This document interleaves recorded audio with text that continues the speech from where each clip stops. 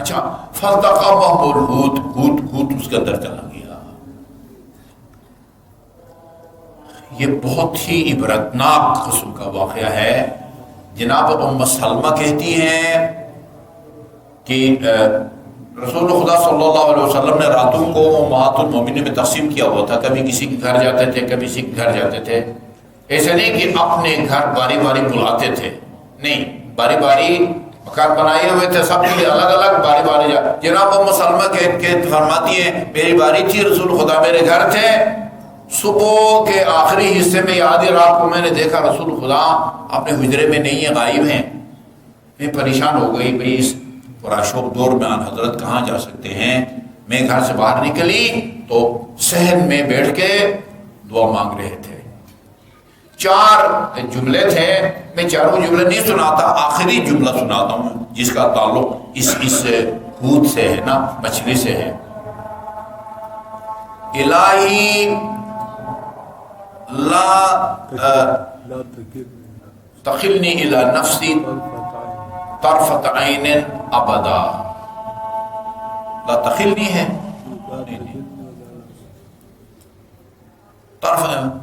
مجھے ایک لمحے کے لیے بھی اپنی حالت پر مت چھوڑ۔ زندگی بھر آدمی کسی بھی حوالے سے کوئی پریشان نہ ہو، نہ صحت کے حوالے سے، نہ مالی اعتبار سے، ساری زندگی بندہ آسودہ حال رہے، یہ کوئی قابل تعریف یا حوصلہ افزا بات نہیں ہے۔ اتنی روایات میں اللہ تعالیٰ اپنے جس بندے کو پسند فرماتا ہے اس کو آزمائش میں ڈالتا ہے۔ اذا احب اللہ عبدا غطہ بالبلاء، غطہ سخت آزمائشوں میں جو ہے نا اس کو وہ ڈال دیتا ہے۔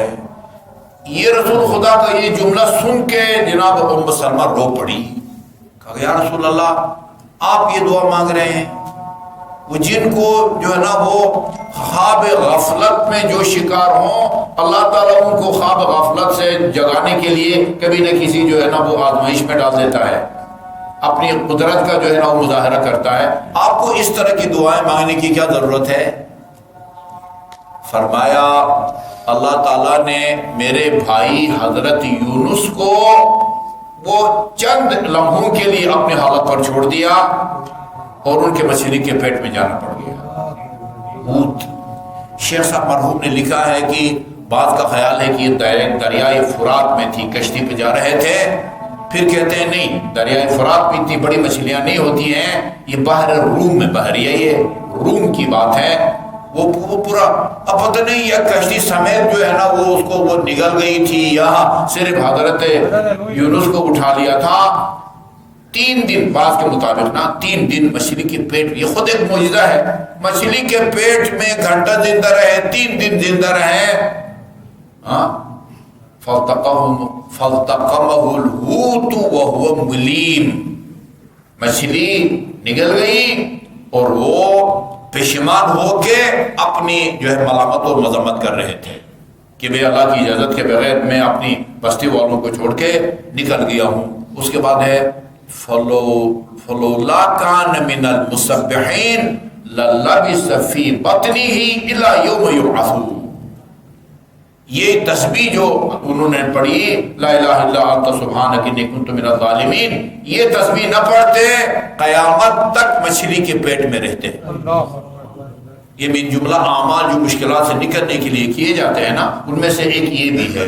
کوئی 12,000 کا پڑھتا ہے، کوئی کتنا لا الہ الا انت سبحانک انی کنت من الظالمین، یہ بات اما جو بھی پڑھتے ہیں 12,000، بعد 16,000 مرتبہ، یہ بھی کہتے ہیں مجرب ہے 16,000 مرتبہ صلوات، ان میں سے 12 جو ہے نا وہ 14 جو ہے نا وہ 14 معصومین کے لیے، اور جناب زینب کبریٰ اور حضرت عباس 16,000 صلوات پڑھ کے اس کا اجر اور ثواب 14 معصومین، علمدار حسین علیہ السلام اور جناب زینب کبریٰ علیہ السلام، ان کو ہدیہ کر دیں، اللہ تعالیٰ آپ کی حاجات کو پورا فرمائے گا۔ 16,000 دفعہ صلوات، لا الہ الا انت سبحانک انی کنت من الظالمین۔ اللہ اپنے بندے کو وہ بیدار کھلی چھٹی دے دے، یہ کوئی اچھی علامت ہے نہیں ہے. جناب زینب کبریٰ علیہ السلام نے فرمایا تھا کہ جب تانے دیے بھائی قتل کی تو کہا لا يحسبن الذين كفروا انما نملي لهم خيرا انما نملي لهم ليزدادوا اثما. یہ کافر اس خوشفہمی میں نہ رہیں کہ یہ جو ہم نے ان کو ڈھیل دی ہے اس میں ان کی کوئی بھلائی ہے. یہ ڈھیل ہم نے اس لیے دی ہے تاکہ ان کے گناہوں میں اور اضافہ ہو سکے. یہ عجیب پالیسی ہے, سیاست ہے اللہ تعالیٰ کی. ڈھیل دیتا ہے تاکہ کھلا کھلا جو ہے نا وہ گناہ کرے.